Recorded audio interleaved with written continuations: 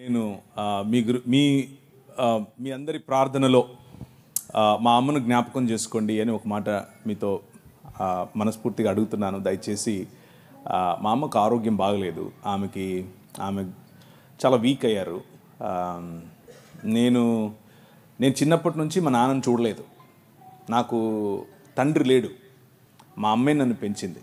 ఆమె నాకు తల్లి, ఆమె తండ్రి. సో నేను 11వ తారీఖు రావాలి అమెరికా నుండి. కానీ మా అమ్మకు బాగలేదని తెలిసి నేను 5వ తారీఖే వచ్చేసాను. 4వ తారీఖు బయలుదేరి 4వ తారీఖే వచ్చేసాను. సో మా ఇంటికి ఉన్న పెద్ద దిక్కు ఆమె మాత్రమే. ఆమె బాగా ఇప్పుడు వీక్గా ఉంది. సో ఆమె కోసం మీరు ప్రార్థన చేస్తే మీ ప్రార్థనలను బట్టి ప్రభు నా పట్ల కొంచెం ఫేవర్ చూపిస్తాడు అని అనుకుంటున్నాను. ఇంకో విషయం ఏంటంటే, ఇప్పుడు చెప్తుంటే గుర్తొస్తుంది నాకు, జేమ్స్ గారు అప్పుడెప్పుడు ఫోన్ చేశారు అని. నాకు అది గుర్తు కూడా లేదు. అయితే నేను ఎవరైనా పిలిస్తే రానంత పెద్దోడేం కాదు, అస్సలు కాదు. మీరు నా నంబరు మీకు ఎలా వచ్చింది అని తెలుసుకోవడం కోసమే ఆ ప్రశ్నలు వేస్తాను. ఎందుకంటే ఇంతకుముందు జేమ్స్ గారు చెప్పినట్లు కొంతమంది మన మిత్రులు ఫోన్ చేసి బాగా వాయించేస్తూ ఉంటారు నన్ను. ఇంకా అందుకని ముందే అడుగుతాను, అసలు ఏంటి, ఎవరు మీరు, మీకు ఎలా అని. కొంతమంది క్రైస్తవ పేర్లు పెట్టుకుని ఒకసారి పరిచయం అయిన తర్వాత మళ్ళీ వాయిస్తారు. అందుకని అడిగాను, అంతేకాని అడుగుంటాను, అంతకుమించి ఏమీ లేదు. అయితే నాకు జేమ్స్ గారికి నేను అభినందనలు తెలియజేయాలనుకుంటున్నాను ఈ ప్రశ్న జవాబులకు వెళ్ళడానికి ముందు. ఏంటంటే, ఆయన పడిన శ్రమ, ఆయన మీదకి వచ్చిన అలిగేషన్స్, ఆ అలిగేషన్స్ వచ్చిన సమయంలో ఎవరైనా సరే సాధారణంగా కృంగిపోతారు, పరిచర్య నుంచి తప్పుకుంటారు. కృంగిపోయి పరిచర్య నుంచి తప్పించుకుని దేవుడితో కంప్లైంట్ చేస్తారు, ఎందుకు నాకు ఇది చేశావు అని. కానీ ఈ మార్గం గుండా వెళ్ళినప్పుడు చట్టపరంగా ఆ మార్గం, చట్టము అనేటటువంటి మార్గంలో చాలా కష్టం ఉంటుంది, చాలా ఓపిక కావాలి. అందులో అగ్నిలో పుటము వేసి తీయబడినట్లుగా క్లీన్ చిట్టుతో బయటకు వచ్చాడు. దానికోసం నేను ప్రభువును నిజంగా కృతజ్ఞత చెప్పాను. నేను ఒకరోజు తల ఉంచి ప్రార్థన చేశాను. ఆయన ఫోన్ చేసి చెప్పాడు, అన్న నా కేసు మొత్తం అయిపోయింది, నాలో ఏ తప్పు లేదు అని కేసులో రాసి మరి నాకు ఇచ్చారు జడ్జి వారు అని చెప్పినప్పుడు నేను ఆ నిమిషమే ఆయనకు ఫోన్ పెట్టేసిన తర్వాత నేను ప్రార్థన చేశాను. Thank you very much lord. ప్రభువా, నువ్వు ఒక మంచి సాక్ష్యంతో మా సోదరుడిని కట్టు, ఒక మంచి సాక్ష్యంతో ఇంకా బలమైన పరిచర్య కోసం ముందుకు తీసుకెళ్ళు అన్నట్లు ప్రార్థన చేశాను. నాకు జేమ్స్ గారంటే చాలా అభిమానం. ఆయన పిలిచాడు అన్న ఒకే ఒక కారణం చేతనే మొన్న రాజమండ్రికి కూడా నేను వచ్చాను. యాక్చువల్గా నేను ఈ మీటింగ్కి రావటానికి కర్నూలులో ఉన్న చలం అండ్ సుజాత వాళ్ళు నాకు చెప్పారు, ఆ మాట నిజమే. కానీ దానికంటే ఎక్కువగా నేను ఇష్టపడి వచ్చాను. ఒకరు చెప్పినందుకు ఏదో కాదు, నేనే ఇష్టపడి వచ్చాను. నాకు ఇష్టం. ఏంటి ఆ ఇష్టం అని అంటే, జేమ్స్ గారు చేసే పరిచర్యలు అంటే ఇష్టం. జేమ్స్ గారు ఉన్నట్లు మాట్లాడతారు కాబట్టి ఇష్టం. జేమ్స్ గారితో కలిసి నడవాలి అన్న ఆలోచన ఉంది. కలిసి నడిచే క్రమంలో కొన్ని విషయాలు నేను నేర్చుకోవాలి, కొన్ని విషయాలు ఆయన నేర్చుకుంటాడు. అలాంటి అవకాశం నాకు ఇమ్మని ప్రభువుని అడుగుతున్నాను. కాబట్టి ఇష్టపూర్వకంగా వచ్చాను. మా అమ్మ బాగా ఉంటే రేపు కూడా ఉంటాను. ఇప్పుడే కాదు, ఎప్పుడు పిలిచినా వస్తాను. జేమ్స్ గారితో ఉన్నవారు, జేమ్స్ గారితో కలిసి పరిచర్య చేస్తున్న వాళ్ళు ఎవరైనా సరే నా నంబర్ జేమ్స్ గారు ఇస్తారు, తీసుకొని జస్ట్ కాల్ చేయండి. నేను రాకపోతే అడగండి, నేను ఎప్పుడైనా వస్తాను. నేను అన్యాక్సెసిబుల్ ఏమీ కాదు. నేను సాధారణమైన మనిషిని, సాధారణంగా నేను తిరుగుతూ ఉంటాను. నేను ఒక్కడనే వస్తాను ఎప్పుడు వచ్చినా. నాకు ముందు ఒక 10 మంది, వెనకలో 10 మంది ఉండరు. నేను ఒక్కనే వస్తాను, నేను ఒక్కనే డ్రైవ్ చేసుకొని వస్తాను. నాకు రాజమండ్రిలో ఇల్లు ఉంది. అక్కడ ఉంటాను, చుట్టుపక్కలన్నీ తిరుగుతూ ఉంటాను. So I'm very free, more like you. మీతో కలిసి కూర్చోవటం, మీతో కలిసి భోంచేయటం, మీతో కలిసి మాట్లాడటం నాకు ఇష్టం. సో మీకు ఏదైనా ప్రశ్నలు ఉంటే, ఇప్పుడు ప్రశ్న జవాబులు అన్నారు కాబట్టి మీరు ఇది అడగచ్చో లేదో, ఇలా మాట్లాడచ్చో లేదో అన్న ఆలోచన లేకుండా మనసులో ఉన్నది ఉన్నట్లు అడిగేసేయండి. ఒకవేళ అడగటం కాదు, ఇన్ని కడిగేద్దాం అని అనుకున్నా కడిగేయండి. నేను రెడీ, దానికైనా రెడీ, దీనికైనా ready. Over to you brother. Thank you sir. మీరు ఫస్ట్ నువ్వు ఆ సార్ ఆపేసి, లాస్ట్ టైం కూడా చెప్పినా నీకు, నేను ఈయన డిబేట్లో కూడా మాటి మాటికి సార్ సార్ అంటుంటే నువ్వు సార్ అనుకున్నాను, చాలా దూరం ఉంటుంది అన్నాను. నీకంటే పెద్దోడిగా అన్న అంటే అయిపోలా అని కూడా చెప్పా, ఇంకా నువ్వు సార్ అంటున్నావు. లేదు సార్, అందరినీ నేను అన్నాను కదా. లేదు సార్ అన్న అంటే సార్ అన్న, అన్న సారు, సారు ఇవన్నీ మనకి ఎందుకు, కరెక్ట్గా అన్నాను. ఓకేనా, మీరు మాతో జర్నీ చేయడం కదన్నా, మేమే మీతో జర్నీ కోరుకుంటున్నాం అన్నాం, మా ఫ్యూచర్ అంతా. ఎందుకంటే మీరు ఎంతో గొప్పగా వాడబడుతున్న, ఇంత సాధారణంగా ఉండడం మేము చూసి మేము చాలా చాలా చోట్ల మీకోసం విన్నప్పటి నుండి మీతో జర్నీ మేము ఎప్పటి నుంచో కోరుకుంటున్నామన్నా. ఇదే కాదు, మాకు ప్రతి ఏడాది మీరు రావాలి, మీరు మాకు మాట ఇక్కడే ఇవ్వాలి. ప్రతి ఏడాది కాదు, ప్రతి నెల మేము యూత్ మీటింగ్ కండక్ట్ చేస్తాం, ఖచ్చితంగా రావాలి. Any time for you. Thank you అన్న. ఐ థింక్ డైరెక్ట్గా ఇంకా మీరు మాకు ఒక స్వేచ్ఛనిచ్చారు, కడిగేమని కూడా. కడిగేయండి. ఓకే సార్, ఓకే అన్న. అయితే మొట్టమొదటిగా నా ప్రశ్న ఏంటంటే అన్న, ఇప్పుడు దేవుడు మానవులందరినీ ఒకేలా సృజించాడు.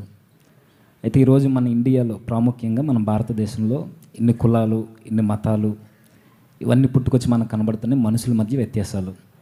అసలు వీటన్నిటికీ మూలం బైబిల్ అయితే ఏం చెప్పట్లేదు, కానీ దేవునికి ప్రతినిధులుగా, దేవుని కుమారులుగా మనల్ని చేస్తే, ఇప్పుడు మన భారతదేశంలో ఉన్న కొన్ని మత గ్రంథాలు, ఆ మత గ్రంథాల్లో ఉన్న ఈ వర్ణ వ్యవస్థ కావచ్చు, ఈ కుల వివక్ష, దీనివల్ల చాలా వర్గాలకు సంబంధించిన వారు చాలామంది బాధపడ్డారు. అసలు వీటి వల్ల ఉపయోగం ఉందా, లేదంటే ఇవి ఇలానే కొనసాగితే మన భారతదేశం యొక్క పరిస్థితి ఏంటి, దీనికి క్రిస్టియానిటీ తరపున మనం ఎలా స్పందించాలి, దీని మూలాల కోసం మాకు కొంచెం తెలియజేయండి. Excellent question. ఈరోజు సాయంకాలం నేను దేవుని రాజ్యం మిషనరీ ఉద్యమం గురించి మాట్లాడబోతున్నాను. మిషనరీ ఉద్యమంలో ఈ మీరు అడిగిన ప్రశ్నకు కూలంకషంగా, అంటే చాలా లోతుగా కొన్ని విషయాలను తీసుకుని మాట్లాడే ప్రయత్నం చేస్తాను. అక్కడ మీకు విశాలమైనటువంటి ఒక దృక్పథం, విశాలమైనటువంటి దేవుని రాజ్యానికి సంబంధించినటువంటి ఒక వైఖరి మీకు వచ్చే విధంగా ఆ సెషన్ ఉండబోతోంది.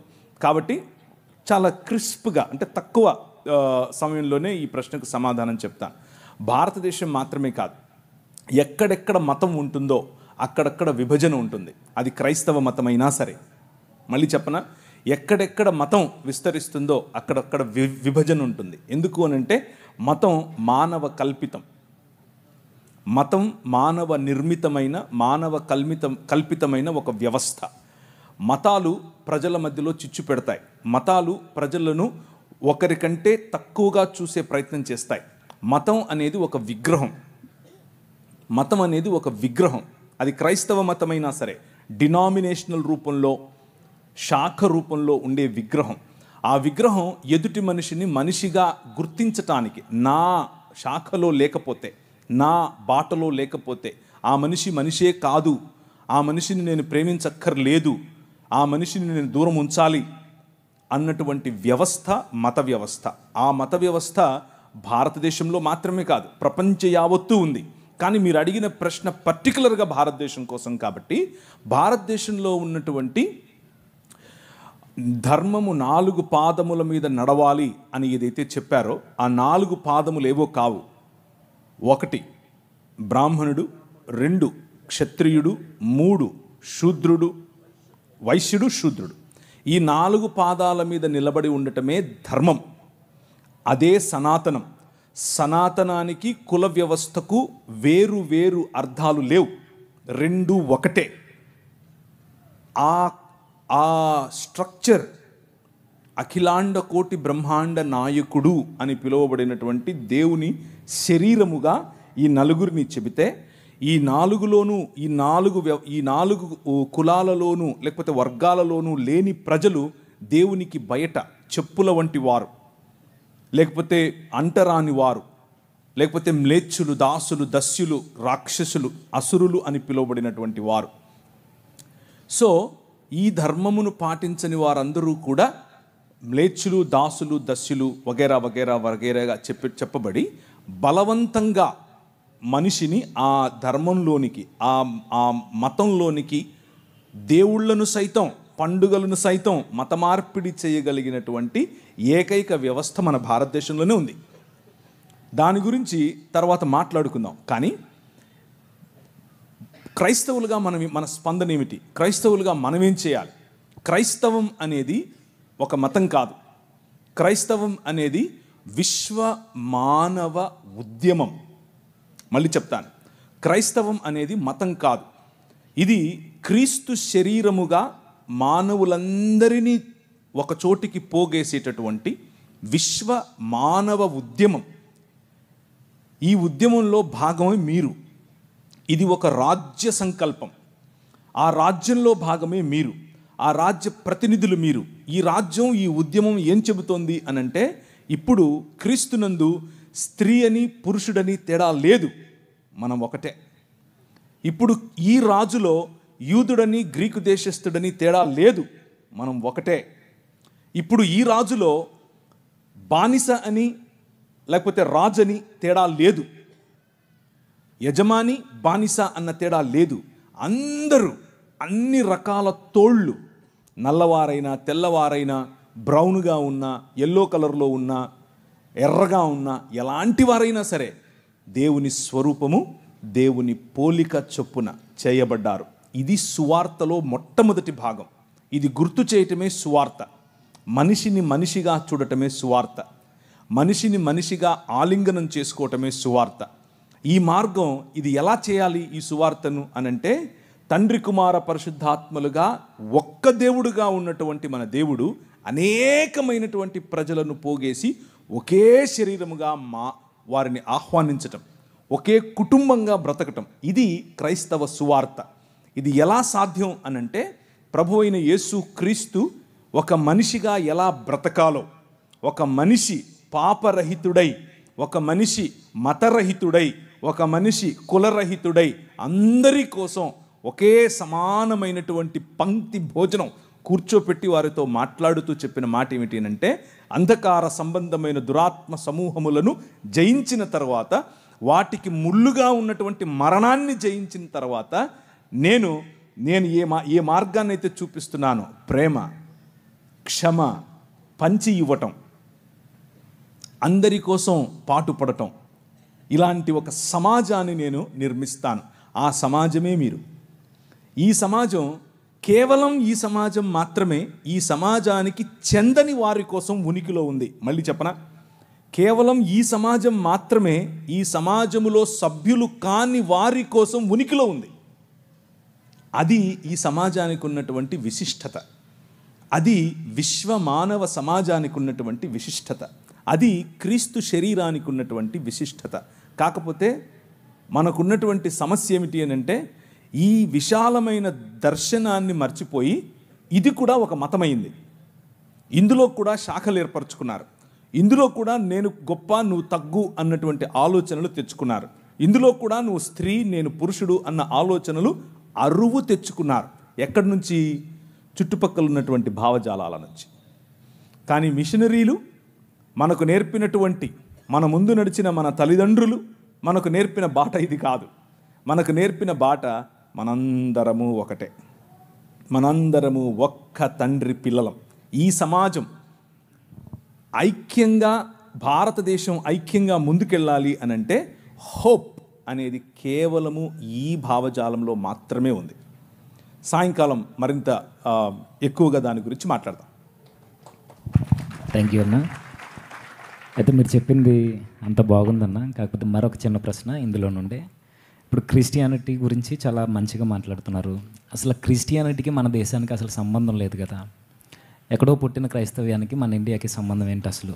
ఇక్కడ వేల సంవత్సరాల నుండి ఎన్నో మతాలు వెలసిల్లాయి, ఎన్నో మతాలకు సంబంధించిన గ్రంథాలు ఉన్నాయి. ఇవి ఉండగా మరలా కొత్తగా బైబిల్, ఒక క్రిస్టియానిటీ, ఎక్కడో నజరేత్ అనే గ్రామంలో పుట్టిన ఆ వ్యక్తిని మనం ఎందుకు ఆరాధించాలి, ఆయనకి మన ఇండియాకి అసలు సంబంధం ఏమైనా ఉందా, మనం ఎందుకు ఆయన మార్గంలో నడవాలి, ఈ ఈ ఇన్ని మార్గాల్ని కాదని ఆ ప్రభు మార్గాన్ని మనం ఎందుకు ఎన్నుకోవాలి? ఓకే, సో భారతదేశానికి ఉన్నటువంటి హద్దులు ఎల్లలు ఏవైతే ఉన్నాయో అవి ఈరోజు మనం పెట్టుకున్నవి. అంటే బ్రిటిష్ వారు వచ్చి బ్రిటిష్ వాడు మనకు ఇది మీ దేశం అని చెప్పి వెళ్ళిపోయాడు.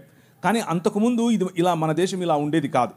మన దేశం చిన్న చిన్న రాజ్యాలలో విడిపోయి ఉండేది. ఉదాహరణకు తెలుగునాటనే మనకు కనీసం 4 రాజ్యాలు ఉండేవి. తమిళనాట 2 రాజ్యాలు 3 రాజ్యాలు ఉండేవి. అలా సమయం మారే కొద్దీ జియోగ్రాఫికల్ బౌండరీస్ అంటే మనకున్నటువంటి ఖగోళ కాదు ఈ మన హద్దులు ఏవైతే ఉన్నాయో అవి మారుతూ వచ్చాయి. కానీ యేసుక్రీస్తు పుట్టిన సమయంలో ఆ రోజు ఉన్నటువంటి భారతదేశం నిజానికి అదంతా ఒకే రాజ్యమే.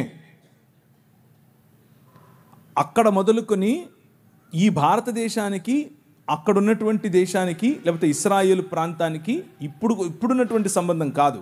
అప్పుడెప్పుడో దావీదు సమయం నుంచి కూడా నెమళ్ళు, కోతులు, అలాగే మిరియాలు ఇక్కడి నుంచి సుగంధ ద్రవ్యాలు ఇక్కడి నుంచి ఎగుమతి అయ్యేవి. సో మంచి దౌత్యపరమైనటువంటి సంబంధాలు ఉన్నవే. రాజ్యములు వేరైనా కానీ మనమంతా ఒకటిగానే ఉన్నాం. భారతదేశం ఆ రోజుల్లో ఇక్కడి వరకు ఇప్పుడున్నటువంటిదే కాదు. జావా, సమత్రా, థాయిలాండ్, అలాగే మలేషియా, సింగపూర్, అటుపైకి ముందుకెళ్తే మ్యాన్మార్, ఇటు వెళితే ఆఫ్ఘనిస్తాన్, పైన కశ్మీర్ పైన ఉన్నటువంటి కొన్ని ప్రాంతాలు, ఇరాన్ దగ్గరగా ఉన్నటువంటి ప్రాంతాలు, ఇవన్నీ కూడా భారతదేశంలో భాగమే. ఎస్తేరు గ్రంథం రాయబడినప్పుడు భారతదేశం వరకు కూడా ఎస్తేరు యొక్క హస్బెండ్ రాజు భారతదేశం పైన రాజే ఆ రోజుల్లో. సో ఇదంతా కూడా మనం ఏర్పరచుకున్నటువంటి హద్దులు. ఇది భారతదేశం, ఇది వేరే దేశం, ఇది కజాకిస్తాన్, ఇది తుర్క్మెనిస్తాన్. అలా కాదు, ఒకప్పుడు అలా లేదు. ఇదంతా కూడా ఒక్క మానవ మనుగడకు అవసరమైనటువంటి ఒక్క ప్లానెట్. అన్నిటిని ది బైబిల్ ఏం చెప్తుంది అని అంటే ప్రపంచమంతా ఆయన చేతి పని, ఇది ఆయనదే. ఎవరైతే ప్రశ్నిస్తున్నారో ఎక్కడి నుంచో వచ్చిన మతమని, వాళ్ళే ఎక్కడి నుంచో వచ్చారు. వాళ్ళు కాస్పియన్ సీ దగ్గర నుంచి కొందరు, ఇటువైపు ఇరాన్ ప్రాంతం నుంచి కొందరు వలస వచ్చి ఇక్కడ ఉంటున్నారు. సో ప్రతి ఒక్కరూ ఎక్కడో ఒక చోటు నుంచి వచ్చిన వారే. కొందరు ముందొచ్చారు, కొందరు తర్వాత వచ్చారు. అంతేగాని ముందొచ్చినోడు గొప్ప, వెనకొచ్చినోడు తక్కువ కాదు. ఇకపోతే ఇక్కడున్నటువంటి మతాలు బయటకు వెళ్ళలేదా? ఇక్కడ ఉన్నటువంటి బౌద్ధం జపాన్ వరకు వెళ్ళలేదా? ఇక్కడ ఉన్నటువంటి బౌద్ధం ఎందుకు ఈ దేశంలో లేకుండా పోయింది? ఇక్కడ పుట్టినటువంటి బౌద్ధాన్ని ఏమాత్రం ఉద్ధరించారు మీరు? తరిమేశారుగా. ఒక తల ఇస్తే ఇన్ని బంగారు నాణ్యాలు ఇస్తాము అని పుష్యమిత్ర శృంగుడు చెప్పలేదా? సో ఇక్కడ పుట్టిన దాన్ని ఏదో ఉద్ధరించినట్లుగా మాట్లాడకూడదు. అలాగే బయట పుట్టింది అని దేన్ని చెప్పడానికి వీల్లేదు. ఎందుకు అనంటే ఇదంతా ఒక్క ప్రపంచం. ఇది మా నాయనది, మా నాయన ప్రపంచం. ఇది మా నాయన ప్రపంచంలోకి మా నాయన వచ్చాడు. మధ్యలో నీదేంటి సమస్య? ఇక్కడికి వచ్చాడు అంటున్నారు. మరి ఇక్కడి నుంచి అక్కడికి వెళ్ళారు అని ఎందుకు చెప్పరు? ఇక్కడి నుంచి అక్కడికి వెళ్ళిన వాళ్ళేగా, అక్కడి నుంచి వచ్చిన వాళ్ళేగా వీళ్ళు. ఆర్యులు అని పిలువబడిన వారు అక్కడి నుంచి వచ్చిన వారేగా. మిడిల్ ఈస్టర్న్ ప్రాంతం నుంచి వచ్చిన వారేగా. మెసొపటోమియా ప్రాంతం నుంచి వచ్చిన వారేగా. మెసొపటోమియా ప్రాంతము ఈ ఇండస్ వ్యాలీ అంటే సింధు నాగరికత మధ్య ఉన్నటువంటి సంబంధాలు తెలియకుండా మాట్లాడుతున్నారా? కాదు. ఇవి కేవలము మనుషుల మధ్యలో విభజన తీసుకుని రావటానికి వాడే అవాక్కులు చవాక్కులు. అంతకుమించి ఇంకేమీ లేదు. కాబట్టి భారతదేశంలో అనేక మతాలు ఉండొచ్చు, అందులో ఇబ్బంది ఏమీ లేదు. అలాగే క్రైస్తవ మతాన్ని మతంగా అసలు మేము మతంగా చెప్పటమే లేదు కదా. వస్తున్నది దేనితో? ఒక భావజాలం. ఏంటా భావజాలం? మనుషులందరూ సమానం. ఏంటా భావజాలం? దేవుని వైపుకు మరలండి. ఏంటా భావజాలం? దేవుని పిల్లలముగా మనం మారాలి. ఏంటా భావజాలం? నీతి కలిగి జీవించాలి. ఈ భావజాలం ఎక్కడి నుంచి వచ్చినా తీసుకుంటాం. తెల్లోడు తయారు చేస్తే సెల్ ఫోన్ కావాలి, తెల్లోడు తయారు చేస్తే టీవీ కావాలి, తెల్లోడు తయారు చేస్తే మ్యాగ్నఫోన్ కావాలి, తెల్లోడు తయారు చేస్తే ప్యాంటు సొక్కా వేసుకోవాలి. తెల్లోడిని తలుసుకోకుండా నీ జీవితంలో ఒక్క క్షణం బతకలేవు. నువ్వు ఒక్క క్షణం కూడా బతకలేవు. నువ్వేమో మళ్ళీ అక్కడ బయట నుంచి వచ్చింది, బయట నుంచి ఏం రాలేదు, ఇక్కడిదే. యేసుక్రీస్తు చనిపోయి తిరిగి లేచిన తర్వాత ఆయన ప్రపంచమంతటిపైన రాజుగా తనను తాను ప్రకటించుకున్న తర్వాత తోమాను పంపించాడు. తోమా ఇక్కడికే వచ్చాడు. తోమా భారతదేశానికి వచ్చాడు. మొదటి శతాబ్దంలోనే వచ్చాడు. బ్రిటిష్ వాళ్ళు తెచ్చాడంటే నువ్వు తెలియక. బడ్డి శానిస్ వచ్చాడు. ఆ తరువాత మెల్లిమెల్లిగా క్రీస్తు శకం 500 నుంచి మొదలైంది పరంపర. ఇక్కడున్న వాళ్ళు ఒక ఉత్తరం రాశారు, మా కోసం కొంతమంది మిషనరీలను పంపించండి అని. ఎక్కడికి? ఈజిప్టులో ఉన్నటువంటి చర్చికి రాశారు, అంతియోకికి రాశారు. అప్పుడు 500లో క్రీస్తు శకం 500లో 1500లో బయలుదేరారు కొంతమంది. ఆ 1500కు రావడానికి ముందు మొదటి 1500 సంవత్సరాలలో కొన్ని వందల మంది మిషనరీలు ఈ దేశానికి వచ్చారు. ఎక్కడెక్కడి నుంచి వచ్చారు? ఇరాన్ నుంచి వచ్చారు, ఇరాక్ నుంచి వచ్చారు, బబులోనియా నుంచి వచ్చారు, అలాగే దాన్ని ఏమంటారు సిరియా నుంచి వచ్చారు. భారతదేశంలో సిరియా బైబిల్ చదివే వాళ్ళు కొన్ని లక్షల మంది ఉన్నారు. తెలియక సిరియాలో బైబిల్ చదివే వాళ్ళు ఈరోజు కూడా భారతదేశంలో లక్షల మంది ఉన్నారు. సో ఇది కొత్త మతమేం కాదు. 2000 సంవత్సరాలుగా ఉనికిలో ఉన్న మతం, 2000 సంవత్సరాలుగా ఉనికిలో ఉన్న మానవ మార్గం, మనిషిని మనిషిగా గుర్తించే మార్గం. ఈ మార్గం బయట నుంచి వచ్చిందేమి కాదు, ఇక్కడిదే. ఓకే అన్న, థ్యాంక్ యూ అన్న. అయితే మరలా కంటిన్యూషన్ క్వశ్చన్, అంటే మీరు చెబుతున్న ఆన్సర్లో నుండి మాకు మరలా ప్రశ్నలు వస్తున్నాయి. ఈ మతం ఎక్కడిదే అంటారు, అదే ఈ మార్గం, ఈ ప్రభు స్థాపించిన ఈ మార్గం ఏదైతే ఉందో ఇది ఇక్కడిదే అంటున్నారు. అయితే ఈ పరిసర ప్రాంతాల్లో మన భారతదేశంలో కొన్ని చోట్ల సువార్త చేస్తున్నప్పుడు అడ్డుకుంటున్నారు. అంటే కొన్ని దేవాలయాల దగ్గర, కొన్ని గుడుల దగ్గర ఇలా అడ్డుకుంటున్నారు. నిజానికి అసలు ఆ పరిసర ప్రాంతాల్లో సువార్త చేసే అధికారం క్రైస్తవులకు ఉందంటారా? అసలు మన సువార్త పరిధులేంటి? అయితే కొంతమంది అంటున్నారు వీధి సువార్త కూడా అవసరం లేదని కొంతమంది పాస్టర్లు కూడా మాట్లాడుతున్నారు. వీటి రెండింటిని గురించి మాకు వివరణ కావాలన్నా. ఇది మనదే అయినప్పుడు మనం ఎందుకు సువార్త చేయకూడదు? రైట్, మనదే. ఈ దేశం మంది, ఈ ప్రపంచం మంది, మన్నాయింది. కానీ అదే స్టేట్మెంట్ అందరూ ఇవ్వచ్చు. అదే స్టేట్మెంట్ ప్రతి మనిషి ఇవ్వాలి. ప్రతి మనిషికి ఆ హక్కు ఉంది. నేను సువార్త చెప్తున్నాను. నేను ఒక ఊరికి వెళ్ళాను. ఎక్కడ అంటే గుంటూరు జిల్లాలో ఒక చిన్న గ్రామం. ఆ గ్రామానికి వెళ్ళాను. నైట్ పడుకున్నాను. బాగా లేట్ అయిపోయింది మీటింగ్ లేట్ అయిపోయిన తర్వాత మనోళ్ళు రావడమే 9:30, 10కి వస్తారు. 12:30కు మీటింగ్ అయిపోయింది. సరే అని వెళ్ళి పడుకున్నాను. ఒక ఉదయం 3:30, 4 అయింది. 4 అవ్వంగానే గంట కొట్టింది. టింగ్ టింగ్. యెహోవా వలన ఆశీర్వదింపబడిన వాడా లే సోమరి లే అంటుండు. ఎవడు ఏ ఆకాశవాణి ఏంటిది అనుకున్నాను. బయటకు వచ్చి చూస్తే బొంగులు పెట్టినాడు ఇంతవి. నేను పాస్టర్ గారిని అడిగాను, ఏంటండి ఏంటండి పాస్టర్ గారు ఏదో సౌండ్ సువార్త చెప్తున్నామండి అన్నాడు. అబ్బో భలే చెప్తున్నారు సువార్త. ఇల్లు ఎలా చెప్తారు? నిద్రపోయేవాడిని కెలికి లేపి సువార్తనా? అది సువార్త కాదు. దానివల్ల మనం చెప్పే మెసేజ్కు విసుగొస్తుంది. ప్రజలకి విసుగు రాకుండా చేయాలి. ఆ శుక్రవారం పూట మసీదుకి వెళ్ళి ఒకడు వాడికున్న నిష్టలో, వారికున్నటువంటి భక్తిలో, వారికున్నటువంటి దైవభీతిలో మసీదుకి వెళ్ళి వస్తున్నారు. నువ్వు ఆ మసీదు కాన్ని నిలబడుకొని అస్సలాము అలైకుం సాహబ్ ఏలో అని చెప్పి వాడికి ఇచ్చావనుకో, ఏమంటాడు? 4 వేస్తాడు. ఎందుకేడు అంటే మనకు ఒక కామన్ సెన్స్ ఉండాలి. ఒక కామన్ సెన్స్తో మనం పనిచేయాలి. ఉదాహరణకు ఎవరైనా వాళ్ళ ఇంట్లో చనిపోయారు, ఆడి దగ్గరికి వెళ్ళి రికార్డింగ్ డాన్స్ పెడతారా? పెట్టరు. Common sense. అరే వాడు దుఃఖంలో ఉన్నాడు, దుఃఖంలో మనం కలిసి కొద్దిగా సాంత్వన ఊరట ఇచ్చే పని చేద్దాం. ఎవరింట్లో అన్నా పెళ్లి జరుగుతుంటే వెళ్ళి పాకింట్లో చచ్చిపోయారండి ఏడుతాం మనం. ఎందుకు ఏడం? అది అది కరెక్ట్ కాదు. అది మనకు కూడా తెలుసు. అలాగే మనం ఏదైనా క్రీస్తుని గురించి చెప్పాలి అని అంటే దానికి టెంపులే దొరికిందా, మసీదే దొరికిందా? అవసరం లేదుగా. ఎందుకు చేయాలి అక్కడ? సో మనమే కావాలని రెచ్చగొట్టేట్లుగా ఎప్పుడూ ప్రయత్నం చేయకూడదు. ఇది మనది కాబట్టి నా ఇష్టం వచ్చినట్టు తిరుగుతాను అని చేయకూడదు. స్వేచ్ఛ అనంటే విచ్చలవిడితనం కాదు, యథేచ్ఛవర్తన కాదు. స్వేచ్ఛ అంటే అవతలి వ్యక్తి మూడేంటి, అవతలి వ్యక్తి ఎలా ఉన్నాడు, అవతలి వ్యక్తి ఎలా స్పందిస్తాడు, అవతలి వ్యక్తితో నేను ఏం చెప్పాలి, ఎప్పుడు పంచుకోవాలి అని సమయాన్ని చూసి ఆ సమయంలో మంచి స్నేహభావంతో గౌరవప్రదంగా ఆయనకు క్రీస్తును పరిచయం చేయాలి. వీధి సువార్త చేయండి, తప్పేమీ లేదు. కానీ వీధి సువార్త పేరిట గొడవలు పెట్టుకోవద్దు. మొన్న కొందరు వెళ్ళారు, క్రైస్ట్ గాస్పెల్ టీం, సంచులు వేసుకుని తెల్ల బట్టలు వేసుకుని పోయినారు. పోతే అక్కడ వాళ్ళు అడ్డుకున్నారు. వాళ్ళు కొట్టనీకి వస్తే ఈడు కొట్టనీకి వెళ్తున్నాడు, ఆడు తిడితే ఈడు తిడుతున్నాడు. ఏం చెప్తున్నావు నువ్వు? ఏ పని అయితే చేయటానికి వెళ్ళావో దానికి కరెక్ట్గా ఆపోజిట్ చేస్తున్నావు నువ్వు. అవసరమా? లేదు. ఎదగాలి, ఆలోచన స్థాయిలో పైకి రావాలి.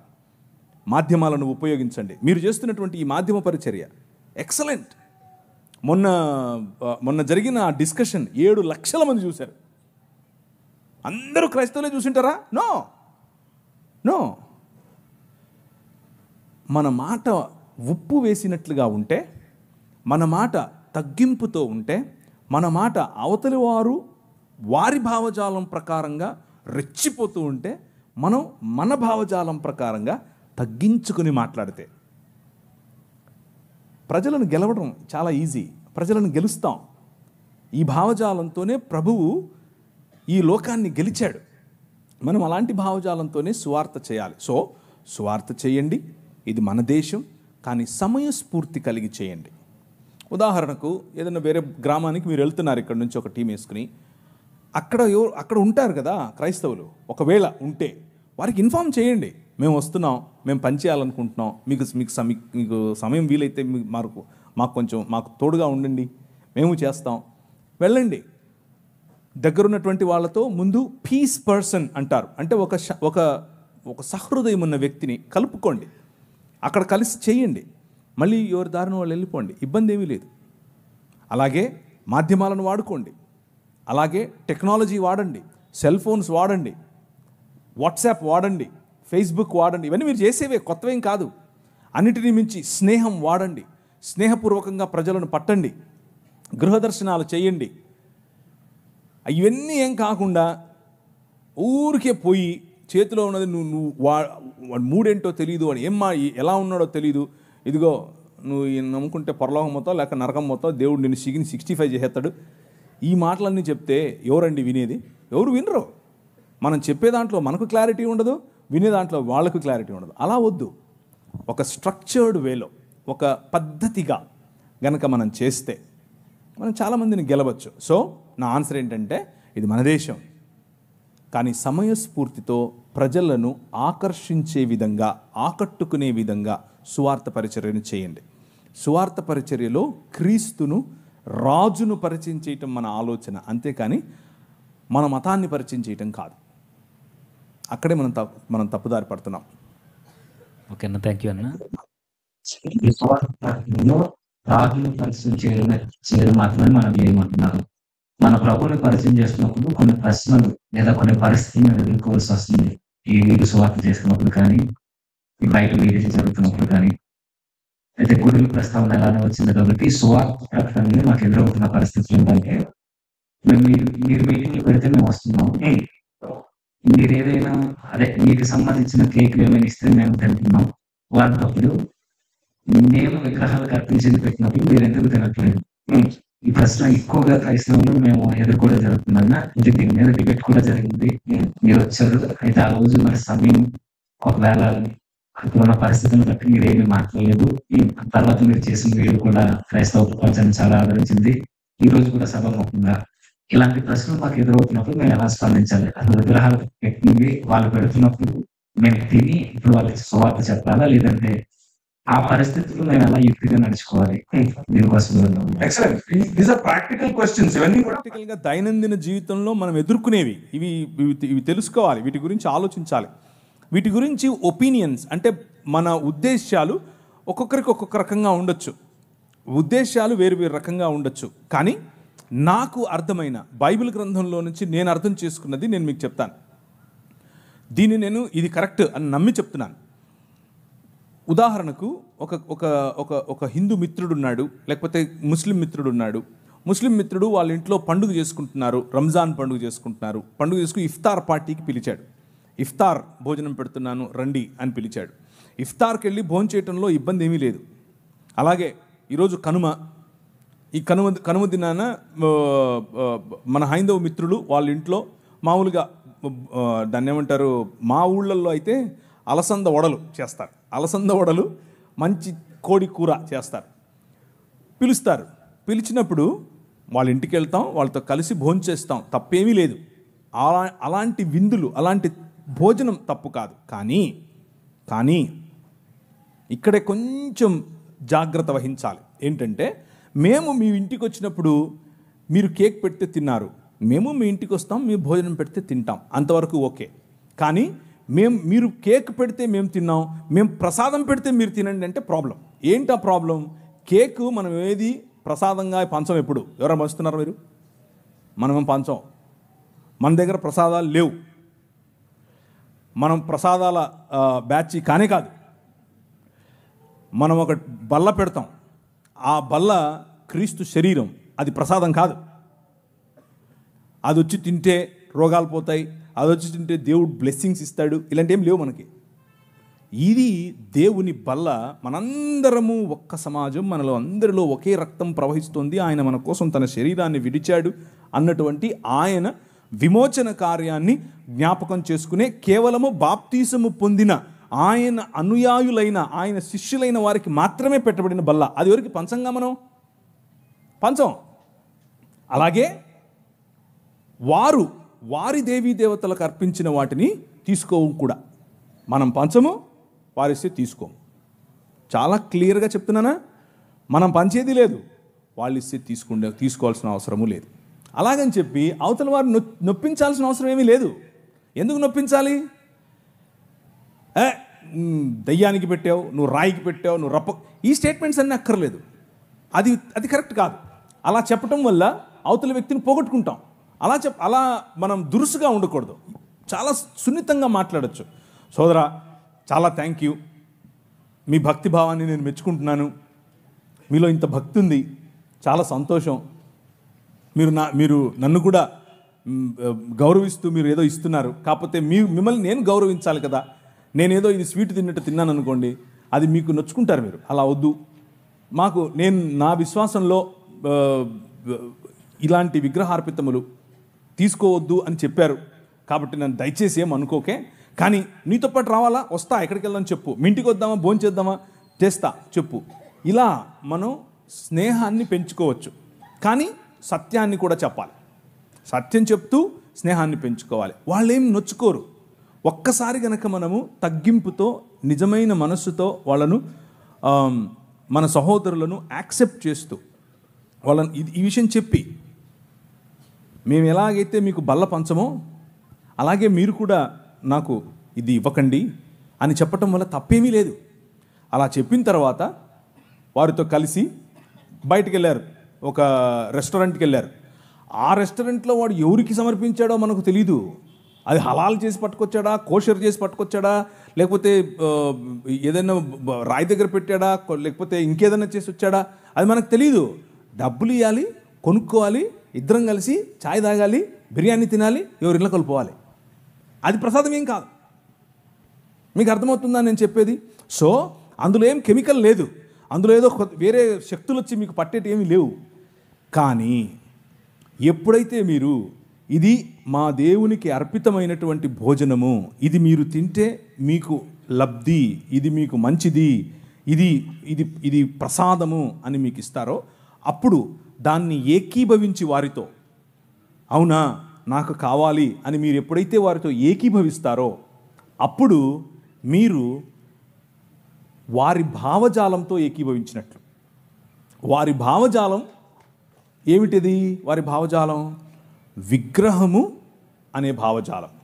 బొమ్మ కాదు. బొమ్మకు విగ్రహానికి చాలా తేడా ఉంది. బొమ్మలన్నీ బొమ్మలే, విగ్రహం వేరు. విగ్రహం వెనుక ఒక భావజాలం ఉంది. ఆ భావజాలం మన పైన ప్రభావం చూపిస్తుంది. చిన్న లడ్డేగా ఏమవుతుంది అని అనుకుంటాం ఫస్ట్లో. అది మెల్లిమెల్లిగా లడ్డూ కాస్త తెడ్డేస్తుంది మన మీద. జాగ్రత్త పడాలి. ఏముంది, ఉప్పు అనుకొని తింటాను, ఉప్మా అనుకొని తింటాం కాదు అక్కడ ఆ ఉప్మా ఎవరికైతే సమర్పించారో వాడు ఉప్మా కాదు, చాలా చెప్మా చేస్తాడు. తర్వాత కావాలని కాలు జారద్దు, కావాలని పోయి వాడి దగ్గర పడద్దు. నీకు తెలియకుండా ఇచ్చాడా కథ వేరు, కానీ తెలిసి ఒప్పుకోలు, అవును నేను అగ్రి అవుతున్నాను నీతో అన్నటువంటి భావనలో తీసుకోవద్దు. డైరెక్ట్గా చెప్పండి, లేదు సోదరా నెక్స్ట్ టైం నుంచి నీకు కేక్ వద్దంటే కేక్ కూడా ఇవ్వనని చెప్పండి. నీ ప్రాబ్లం ఏంటి? నేను కేక్ ఇస్తే నువ్వు తినకూడదు, అంతే కదా. కేక్ ఇయ్యనబ్బా, అంతేగా, అయిపోలే. కానీ మన ఇద్దరం దోస్తే మళ్ళా ఫ్రెండ్షిప్ వదలద్దు, ప్రసాదం వదలండి. ప్రసాదం అంటే కేవలం భోజనం గురించి మాత్రమే చెప్పట్లేదు నేను. ఉదాహరణకు మీ పిల్లలకి ఏదైనా డ్యాన్స్ నేర్పించాలనుకుంటున్నారు. డ్యాన్స్ తప్పేమీ లేదు, లలిత కళలు తప్పు కాదు. లలిత కళలు మన దేవుని మన ఆయనవే.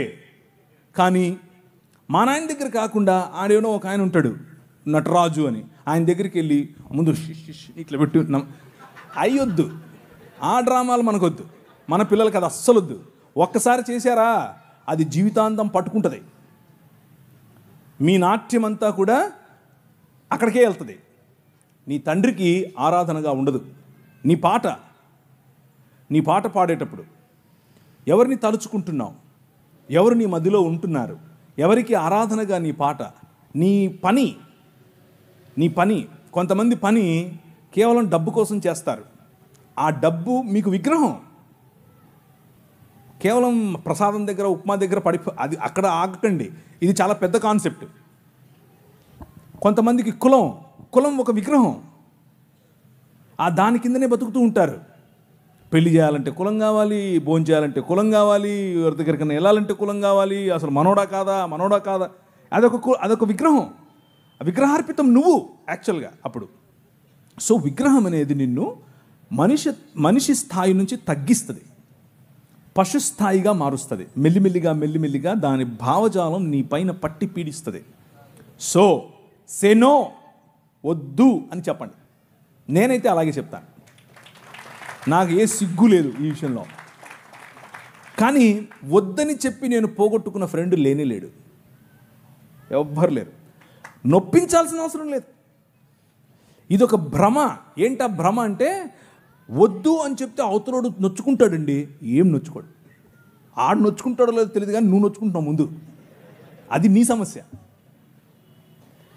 ఆనెస్టీ అంటే ఉన్నది ఉన్నట్లుగా నిజాయితీగా ప్రజల ముందు నిన్ను నువ్వు కనబరుచుకోవటం తప్పు కాదు, అది మంచిది. ప్రజలు అప్రిషియేట్ చేస్తారు. ఒకసారి ఏంటబ్బా ఆయన ఇలా చేస్తున్నాడు అని అనుకోవచ్చేమో, కానీ తరువాత నీ సత్ప్రవర్తన ఏమాత్రము వ్యత్యాసం లేకుండా నువ్వు ఆ వ్యక్తిని క్రైస్తవ భావంతో నువ్వు ఎప్పుడైతే దగ్గరికి తీసుకుంటావో అన్నీ అర్థమవుతాయి ఆయనకి. ఓకే ఇది ఆయన నిష్ట. ఒక ఆయన వచ్చాడు నా పైన, బాస్. అప్పట్లో నేను ఒక కంపెనీలో పనిచేసేవాడిని. ఆయన బ్రాహ్మణోత్తముడు. అమెరికా వెళ్ళాం మేము ఇద్దరం కలిసి. కాదు ప్రవీణ్ గారు మీరు అని మొదలెట్టాడు. ఇక్కడే రామచంద్రాపురం అనుకుంటాను. ప్రవీణ్ గారు మీరు ఏంటండి మీరు అని 1-2 సార్లు నన్ను కొంచెం గెలికాడు. నేను అంటే నేను చాలా స్నేహంగా ఉంటాను ఆయనతో, కానీ ఆయన దానికి విలువ ఇవ్వాల. దానికి చేయండి ఏం కాదు చేయండి అన్నట్లు నా వెంట పడ్డాడు. సరే కూర్చో అని చెప్పి ఒకరోజు, అసలు నువ్వు ఎలాగండి బ్రాహ్మణోత్తడివి అని అడిగాను. ఎందుకు అన్నాడు. నువ్వు అసలు సముద్రాలు దాటకూడదు కదా, 7 దాటి వచ్చావు, ఇప్పుడు ఎట్లయితావు నువ్వు అని అడిగా. ఆ భావజాలం గురించి మాట్లాడుతున్నా. నేంటండి నేను ఇచ్చింది తినడానికి ఇన్ని క్వశ్చన్లు ఎత్తనావు అన్నాడు. అలా కాదండి, మీరు ఇచ్చింది ఊరికే తీసేసుకోవటం కాదు, అసలు ఏంటి దాని వెనక ఉంది అని అడిగితే మీరు నాకు ఇది చెప్పారు, మరి మీరు చెప్తున్నది పాటించట్లేదు కదా అని అడిగాను. లేదండి మరి మేము చాలా స్వచ్ఛమైన ఇది అది అని ఏదో చెప్పాడు. ఏం తింటారో ఏం కలుపుతారో చెప్పారు. సరేనండి నేను కూడా తింటానులేండి, ఓ పని చేద్దాం, రేపు మా ఇంట్లో బీఫ్ బిర్యానీ ఉడుతున్నాను వచ్చేయండి అన్నాను. ఏంటండి అలా అంటారు మీరు అన్నాడు. అంటే భోజనం అండి బాబు, మేము తినే భోజనం, భలే ఉంటుంది, ముక్క తగిలితే సూపరు అన్నాను.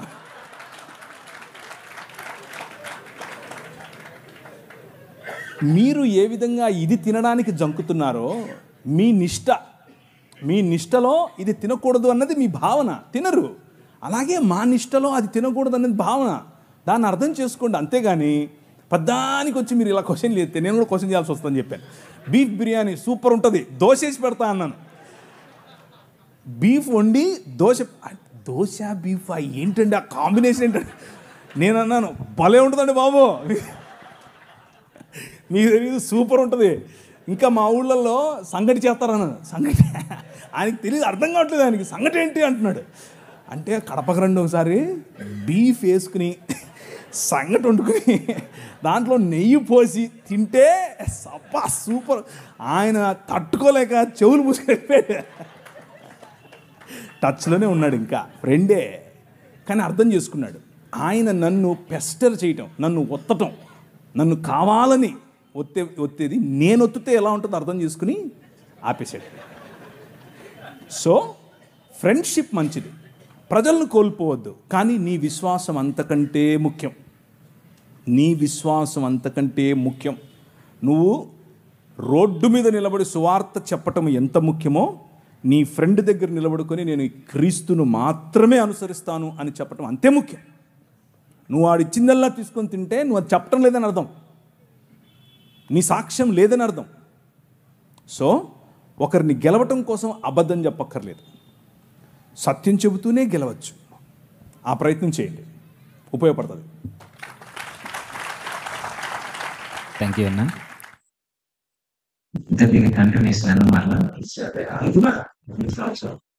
లేదు కదా, ఇప్పటి వరకు క్రైస్తవేత్తలని ఎలా డీల్ చేయాలని చెప్పండి, మీరు క్రిస్టియానిటీలో వాళ్ళని ఎలా డీల్ చేయాలి మాకు తెలియదు. ప్రశ్న ఏంటంటే, ప్రార్థన ప్రతిదాన్ని పవిత్రపరుస్తుందని, దేవుడే సృష్టిలో ఉన్న ప్రతి పదార్థాన్ని మనకి ఇచ్చాడని, నువ్వు ప్రార్థన చేసుకున్న విగ్రహాలు కల్పించుకుని మరి తింటే తప్పేంటి, ప్రార్థన పవిత్రపరుస్తుంది కదా అంటే ప్రార్థనకు అంత శక్తి లేదా? విగ్రహాలను పెట్టిన దాన్ని పవిత్రపరచలేదా? ఎందుకు తినకూడదు? దేవుడు పవిత్రపరిచిన ప్రతిదీ ప్రార్థన చేసుకుని తినేమన్నారు కదా. అంటే క్రిస్టియానిటీలోనే కొన్ని ప్రశ్నలు మాకు నిలబడుతున్నాయి. అసలు ఇది ఎంతవరకు వస్తుంది? ప్రార్థన చేస్తే ప్రతి వస్తువు పవిత్రపరచబడుతుందా? ప్రార్థన చేసుకుని విగ్రహాలు పెట్టి తినేసాను. ఇది గత నెలలో జరిగిన చర్చలో మీరు మాట్లాడేస్తున్నారు ఆల్రెడీ, దాని గురించి పెద్దగా చెప్పాల్సింది ఏం లేదు. ప్రార్థనలో శక్తి ఉంది, ప్రార్థన మారుస్తుంది దేన్నైనా. కానీ ఇక్కడ వచ్చిన సమస్య, దీంట్లో ఏదో కల్మషం ఉంది, ఆ కల్మషం వచ్చి నన్ను ఏదో చేస్తుంది అనే భావన ఉండడం బట్టి ప్రార్థనలు చేసి దాన్ని శుభ్రపరుస్తున్నాం అన్న ఆలోచన చెప్తున్నట్లుగా నాకు అనిపిస్తుంది ప్రశ్నలో. కానీ ప్రసాదం తీసుకోవటం తీసుకోకపోవటం అంటే విగ్రహాలు తీసుకోకపోవటం అనేది నీ సాక్ష్యములకు సంబంధించింది. ఏ భావజాలాన్ని నువ్వు అనుసరిస్తున్నావో చెప్పడానికి సంబంధించింది. నువ్వు ప్రార్థన చేసుకుని తిన్నంత మాత్రాన ఇప్పుడు ప్రార్థన చేసుకోకుండా తిన్నా కానీ అది భోజనమే, అది సామాన్యమైనటువంటి బ్లడ్డే, సామాన్యమైన ఉప్మానే, సామాన్యమైన పొంగలే. దానివల్ల నీకు వచ్చేది పెద్దగా ఏమి ఉందో లేదో అని కాదు. మెయిన్ పాయింట్ ఏంటంటే, అర్పించినటువంటిది ఒక భావజాలానికి, ఆ విగ్రహము వెనుకున్నటువంటి ఒక ఆలోచన శక్తి, ఆ విగ్రహం వెనుకున్నటువంటి పడద్రోయబడినటువంటి దేవదూతల సమూహములలో ఒకరికి ఆ విగ్రహం అర్పితం. నువ్వు దాన్ని ఆవాహయామి అంటున్నావు, అలాంటివి చెయ్యొద్దు. ప్రార్థన చేసుకుని ఆవాహయామి ఏంటి? ప్రసాదం తినడం అంటే ఆవాహయామి అని చెప్పటమే.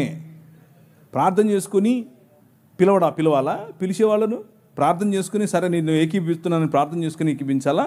అవసరం లేదు. ఇంత కష్టం ఎందుకు? వాక్యం చెప్తోంది. నువ్వు ఏదైనా మార్కెట్లోకి వెళ్ళావు, కొనుక్కున్నావు, ప్రార్థన చేసుకో, తిను. కానీ కావాలని విగ్రహార్పితములా వద్దని చెప్పు, వాక్యం చెప్తా ఉంది. అలా చేస్తే పోలా? దానికి దాన్ని ఏమంటారు, థియోలాజికల్ ఇది చేయాలా? ఇప్పుడు ప్రార్థన చేసుకుని మనం ఒక శివాలయంలోకి వెళ్ళి వారు భక్తితో శివాలయంలో ఉంటారు, శివుణ్ణి పూజిస్తారు. మనం వాళ్ళని అవమానపరుస్తూ అక్కడికి వెళ్ళి ప్రార్థన చేద్దామా? యేసు ప్రభువా, ఈ శివలింగం ఎవరో కాదు, యేసు ప్రభువే అని మనం ప్రార్థన చేద్దామా? అది కరెక్టా? అది వారిని అవమానించినట్లు, మన విశ్వాసాన్ని మనం చాటనట్లు. అలా చేయకూడదు. వీలైనంత వరకు నిక్కచ్చిగా ప్రార్థన చేసుకుని భోజనాన్నైనా దేన్నైనా మనం ప్రభు కోసం చేయాలి. కానీ తెలిసి తెలిసి ఇది ప్రసాదం అని తెలిస్తే అవతలి వ్యక్తితో ఏకీభవించటం లేదు అన్న మాట చెప్పటం కోసం ప్రార్థన చేసుకొని తినాల్సిన అవసరం కూడా లేదు. అసలు తినాల్సిన అవసరం లేదు. అంటే మాకు అర్థమైంది మీరు చెప్పిన సమాధానం బట్టి. ఎప్పుడు తినకూడదు, ఎక్కడ తినకూడదు, ఎలాగో తినకూడదు. Okay, thank you. అంటే ఎవరు ఓకే సార్, అవసరం లేదు. మనకు థ్యాంక్ యూ. తెలిసి తెలిసి కావాలి. అదొకటి. అయితే ఓకే సార్, మరి ఇదే విషయం నేను వచ్చినందుకు కాదు. అంటే ఒకవేళ అది పిలవని నేను వచ్చినందుకు కాదు. నన్ను ఎందుకు పిలిస్తే మీరు? అదే అదే చేసిపోయాను. మీరు చెప్పేవాడిని, మీరేమో బాండ్ పేపర్లు పట్టుకొచ్చి సైన్ పెట్టించుకుంటారు నాతో. వీళ్ళండి సామాన్యులు కాదు వీళ్ళు. ఆ కోర్టు రూమ్లో నేను కూర్చోబెట్టినట్టు బాండ్ పేపర్లు పట్టుకొచ్చారు, సైన్ పెట్టించారు నాతో. అమ్మో, మామూలు వాళ్ళు కాదు వీళ్ళు. సరే అని చెప్పి సైన్ పెట్టి నేను గమ్మున నవ్వుకుంటూ అందరినీ సెట్ చేసుకుని వెళ్ళిపోయాను నా పని చేసుకుని. నేను మీరు పిలిచిందే చేశాను. ఇప్పుడు పిలిచింది దేనికి? డైరెక్ట్ మిమ్మల్ని. అప్పుడు చేతులా? అవును సార్. అయితే ఆ బాండ్ పేపర్ తీసుకొచ్చింది మేము కాదు సార్, అటు నుంచి వచ్చే. నాకేం తెలుసండి అది నువ్వు తెచ్చావా ఎవరు తెచ్చారు నాకేంటి? ఆడ ఉందా లేదా? అక్కడికి వచ్చే వరకు కూడా తెలియదు సార్ బాండ్ పేపర్లు ఉన్నాయన్న సంగతి. అది నాకు ఒకవేళ ఒకటి సార్, నేనేం మాట్లాడాలి? ఒకటి సార్, ఒకవేళ నేనేం మాట్లాడలేదు ఇప్పుడు. ఆ రోజు మీకు అవకాశం ఉంటే ఇదే విషయాన్ని 100% నిర్మోహమాటంగా చెప్తాను. ఎక్కడైనా చెప్తాను, ఎప్పుడైనా చెప్తాను. అది కావాలి సార్, నిర్మోహమాటంగా చెప్తాను. అది ఇప్పుడు కాదు, ఎప్పుడైనా చెప్తాను, చెప్తూనే వస్తున్నాను. అది నాకు ఏమాత్రం ఇబ్బంది లేదు ఆ విషయంలో. ఇది నా స్టాండ్ పాయింట్. సరే సార్, డిబేట్ని బట్టి ఇప్పుడు మిమ్మల్ని డైరెక్ట్గా అడుగుతున్నా సార్. అసలు పబ్లిక్ మీరు ఏ క్లారిటీ ఇవ్వాలనుకుంటున్నారా డిబేట్ విషయంలో, ఆ జరిగిన డిబేట్ విషయం? No comments. ఏం మాట్లాడకూడదని మీరు సైన్ పెట్టించుకున్నారు నాతో. వీళ్ళు సైన్ పెట్టించుకున్నారండి బాబు. ఇది అయిపోయిన తర్వాత ఏం మాట్లాడకూడదని సైన్ పెట్టించుకున్నారు. ఇప్పుడు మళ్ళీ అడుగుతావేంటి? No comments. సైన్ పెట్టించుకున్నది వాళ్ళు సార్, మాకు సంబంధం లేదు ఆ విషయం. ఇప్పుడు అడిగేది నేను సార్. అయినా మీరు పెట్టలేదు. నేను పెట్టలేదులేండి. నేను పెట్టలేదులేండి. కానీ ఇప్పుడు మీరు అడిగేది ఏంటి? ఏం లేదు సార్, ఇప్పుడు మీరు అంత పెద్ద వ్యక్తి, మీరు వచ్చి కనీసం మీ వాయిస్ ఏం వినిపించలేదు కదా, ఇప్పుడైనా మీ వాయిస్ పబ్లిక్. ఇప్పుడు చెప్పాను కదా, నా వాయిస్ చాలా క్లియర్గా పెద్ద వ్యక్తిని కాదు నేను. ఫస్ట్ విషయం అది కట్. రెండు అంటే వాయిస్లో పెద్ద అంటున్నావా, ముసలోడు అంటున్నావా నన్ను?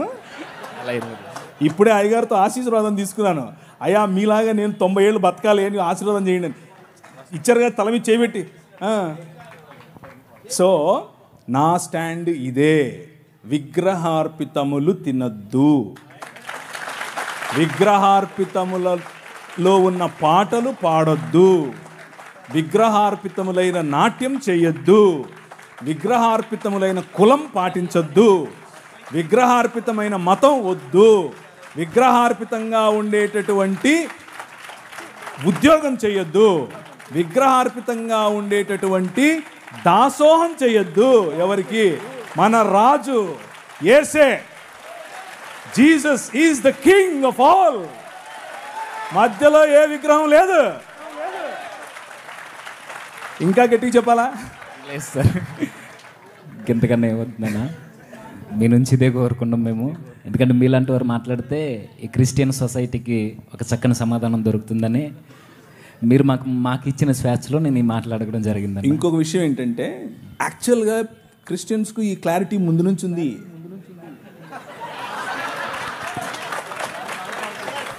లేదని మీరు అనుకుని నేను తప్పు చెప్పానా సార్? ముందు నుంచి ఉంది, ఇది అందరికీ తెలిసింది. లేదు అని మీరు అనుకుని దాని మీద చర్చ చేసి మళ్ళా ఉందని తెలిసి మళ్ళా లేదని చెప్పి ఇప్పుడు నాతో చెప్పిస్తున్నారు. మీరు చెప్పండి, తినచ్చా తినద్దా? తెలుసండి వాళ్ళకు. మళ్ళీ మీరు క్రిస్టియానిటీలో క్లారిటీ ఇవ్వాల్సిన అవసరం ఈ విషయానికి లేనే లేదు. ఎందుకు అనంటే అందరికీ తెలుసు. కానీ వాళ్ళ స్ట్రగుల్ ఏంటంటే, యాక్చువల్ ప్రశ్న ఏంటంటే, నాకు తినాలని లేదు కానీ ఎలా నేను అవతలి వాడికి చెప్పాలి, ఎలా అవతలి వ్యక్తిని నేను పోగొట్టుకోకుండా ఆ వ్యక్తితో స్నేహం కంటిన్యూ చేస్తూ ఇది తినకుండా ఉండాలి, ఎలా సాధ్యపడుతుంది అనేదే కన్ఫ్యూజన్. తినకూడదు అనేది తెలీదా మనకు? అందరికీ తెలుసు. సో పద్ధతి ఎలా అనేది నేను మీకు క్లారిటీ ఇచ్చాను. మనిషిని పోగొట్టుకోవద్దు, స్నేహాన్ని పోగొట్టుకోవద్దు, కానీ సున్నితంగా ఇది ఇంక కాదండి, నా భావజాలంలో నేను నమ్ముతున్నటువంటి దేవుడు నా నిష్టలో ఇది చెయ్యొద్దని చెప్పాడు అని చెప్పటమే. ఓకే అన్న, థ్యాంక్ యూ అన్న. అయితే పబ్లిక్కి చిన్న క్లారిటీ, అసలు బాండ్ పేపర్ల గురించి మాకు తెలియదు అక్కడ వరకు వచ్చేంత వరకు. 100 నోట్స్ వచ్చి అక్కడికి వచ్చిన తర్వాత ఈ షరతులు ఉన్నాయని అక్కడ సైన్ పెట్టేంత వరకు కూడా మాకు తెలియదు. ఇది మా తరపు నుంచి మీకు ఇవ్వాల్సిన క్లారిటీ అన్నకు కూడా. ఎందుకంటే ఈ విషయంలో మాకు అన్నీ తెలిసే జరిగాయని అనుకుంటున్నారు, కానీ నేనైతే అలాగే అనుకుంటున్నాను. లేదన్నా, ఈ విషయంలో మాకు అసలు సైన్ పెట్టించేద్దాం వచ్చారు వీళ్ళు. లేదన్నా, అక్కడికి వచ్చేంత వరకు మాకు కూడా ఈ విషయం తెలియదు, బాండ్ పేపర్స్ ఉన్నాయన్న విషయం. అయితే నిజానికి మొదట్లోనే మీరు ఎందుకు రావాలని అనుకున్నామంటే మిమ్మల్ని పిలవడానికి ముఖ్య ఉద్దేశం కూడా అదే అన్న. మీ నుంచి పబ్లిక్ ఒక వాయిస్ వెళ్ళాలని, మీ నుంచి వెళ్తే అది క్రిస్టియన్ సొసైటీలో కొంచెం బలంగా దాన్ని ముద్రించిన వారం అవుతామని ప్రత్యేకంగా మిమ్మల్ని ఎన్నుకోవడం జరిగిందన్న, మిమ్మల్ని ఫాలో అవుతూ. సరేనా, చాలా చక్కని సమాధానాన్ని మాకు అందించారు. Thank you brother. అయితే ఇంకా కొన్ని ప్రశ్నలు ఉన్నాయన్న. ఆ ప్రశ్న ఏంటంటే, ఇప్పుడు కింద నుండి వచ్చిందన్న మాకు. ఇప్పుడు కొంతమంది క్రైస్తవేత్తరులు క్రిస్టియానిటీని తప్పుపడుతూ బైబిల్కి భౌగోళికమైన ఆధారాలు లేవనుకుంటూ మా మత గ్రంథాల్లో మా దేవుళ్ళు సంచరించిన భూభాగాలు ఉన్నాయి, వారు సంచరించిన ప్రాంతాలు భౌగోళిక ఆధారాలు పురావస్తు ఆధారాలు అన్నీ ఉన్నాయని కొన్ని ఆధారాలను మాకు చూపిస్తున్నారు. ఏంటంటే రామసేతుకు సంబంధించిన ఆ బ్రిడ్జ్ కావచ్చు, ద్వారకాకు సంబంధించిన కావచ్చు. అసలు ఈ గాథలన్నీ నిజంగా జరిగినవేనా? ఇవి కొంతమంది పెద్దలు అన్నట్టుగా ఇవి పుక్కిటి పురాణాలు అన్నట్టుగా ఇవేనా కల్పిత కథలా? ఎంతవరకు వాస్తవం? బైబిల్కి మిగిలిన గ్రంథాలకి వ్యత్యాసం ఏంటో ఈ నిజమైన ఆధారాలు కాదన్నా తెలియజేయండి. సో వారు చెబుతున్నటువంటి పురావస్తు ఆధారాలు ఏవైతే ఉన్నాయో అవేవి కూడా వారు రచించుకున్న కావ్యంలో చెప్పినటువంటి స్థలాలకు సంబంధించినవి కావు. ఉదాహరణకు రీసెంట్గా గౌరవ సుప్రీంకోర్టు వారు రామ మందిర నిర్మాణం జరిగినటువంటి చోటు అది రాముని పుట్టుకకు సంబంధించింది అన్నటువంటి ఆధారాలు లేవు అని చాలా క్లియర్గా చెప్పింది. అక్కడ రామ మందిరం ఇంతకు ముందు ఉన్నట్లుగా ఆధారం లేదు అని చాలా క్లియర్గా చెప్పింది. కానీ మనోభావాల కోసం సొసైటీలో శాంతి భద్రతలు నెలకొల్పడం కోసం అక్కడ రామ మందిర నిర్మాణం చేయమని ఉత్తర్వులు ఇచ్చింది. సో సుప్రీంకోర్టుకే దొరకలేదు పురావస్తు ఆధారాలు. ఇంకా మీతో మాట్లాడుతున్న వాళ్ళకి ఎక్కడి నుంచి దొరికాయో మనకు తెలియదు. అది వాళ్ళు సొంతంగా వాట్సాప్ యూనివర్సిటీ అంటారు దాన్ని. అది వాట్సాప్ యూనివర్సిటీలో దొరికింది. ఇకపోతే కొన్ని విషయాలు చూద్దాం. మీరు అడిగినటువంటి బ్రిడ్జ్ ఏదైతే ఉందో దాన్ని యాడమ్స్ బ్రిడ్జ్ అంటారు. అది వానర సైన్యం నిర్మించినటువంటి వారధి కాదు, దాన్ని యాడమ్స్ బ్రిడ్జ్ అంటారు. అది న్యాచురల్గా ఫామ్ అయినటువంటి ఒక భూభాగము మాత్రమే. అయితే ఒక ప్రశ్న ఏంటి? ఆ ప్రశ్న అంటే ఒక ఆయన లంకలోకి ఎగిరి వెళ్ళిపోయాడు. వీళ్ళకి బ్రిడ్జిలు ఎందుకు కావాల్సి వచ్చాయి? వీళ్ళు ఎగరొచ్చుగా. ఇంకో భలే ఉంటుంది చూడండి. ఒక ఆయన విమానం, ఆ రోజుల్లో విమానాలు ఉన్నాయంట, విమానం వేసుకుని పోయాడు. ఎందుకు అని అంటే ఒక ఆయన తలకాయ కింద పెట్టి పైన కాళ్ళు పెట్టి తపస్సు చేస్తున్నాడు, అంటే ప్రార్థన చేస్తున్నాడు. తపస్సు, ప్రార్థన, భగవన్ నామ స్మరణం చేస్తున్నాడు. ఈయన వెళ్ళాడు, విమానం దిగి కత్తి తీశాడు. నీ పేరేంటి అన్నాడు. అంటే నా పేరు, నేను ఫలానా కులానికి చెందినవాడిని అని అన్నాడు. నా పేరు చెప్పాడు, అంతే, వేసేసాడు. మరి ఆ రోజు విమానం ఉండింది, అంతకుముందు ఎందుకు లేదు? అప్పటికి ఇంకా కనుక్కోలేదా? సో పురావస్తు అని అడిగితే సరిపోదు, పురావస్తు శాఖ వాళ్ళు ఇచ్చే ఆధారాలు ఉండాలి కదా. కథలోనే ఇన్ని పొరపచ్చాలు తెలిసిపోతున్నాయి మనకి. విమానం ముందు, ఇప్పుడు అక్కడ యుద్ధం అంతా అయిపోయిన తర్వాత వారధి మీద వచ్చారా? లేదు, విమానంలోనే వచ్చారు, పుష్పక విమానంలో వచ్చారు. అంతకుముందు ఎందుకు లేదు అది? ఇట్లాంటి ప్రశ్నలు చాలా అవుతాయండి ఇంకా. సో అదే వారద అవసరం లేదు. ఈ మాటలు ఏవైతే చెప్తున్నారో ఇవి తరువాత లేటరల్ డెవలప్మెంట్స్ అంటారు వీటిని. అంటే తరువాత డెవలప్ చేసుకున్నటువంటి ఆధారాలు, తరువాత డెవలప్ చేసుకున్నటువంటి కాన్సెప్ట్స్. సో అవి నాకు అర్థమైనంతలో, నేను రికార్డెడ్గా చెప్తున్నాను, నేను చదివినంతలో పుల్లెల రామకృష్ణుడు గారు రాసినటువంటి, వారు తర్జుమా చేసినటువంటి వాల్మీకి రామాయణం నేను చదివాను. అది కూడా దేనికి చదివాను అంటే, మన హిందూ మిత్రులు కొంతమంది వారు వేసే ప్రశ్నలకు సమాధానం చెప్పడం కోసం అదే పనిగా కూర్చొని అన్ని కాండాలు క్షుణ్ణంగా అర్థం చేసుకుంటూ లైన్ బై లైన్ అండర్లైన్ చేసుకుంటూ చదివాను. కానీ అందులో వారు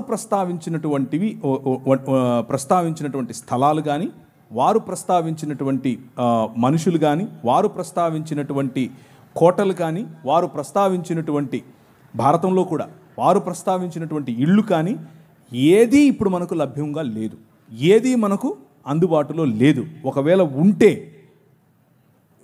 ఆర్కియాలజికల్ సొసైటీ ఆఫ్ ఇండియా అని ఒక వెబ్సైట్ ఉంది. అది భారతదేశ పన్ను, మనమందరం పన్ను కడతాం, భారతదేశ గవర్నమెంట్ వాళ్ళు ఆ వెబ్సైట్ పెట్టారు. అందులో తప్పకుండా ఉంటుంది.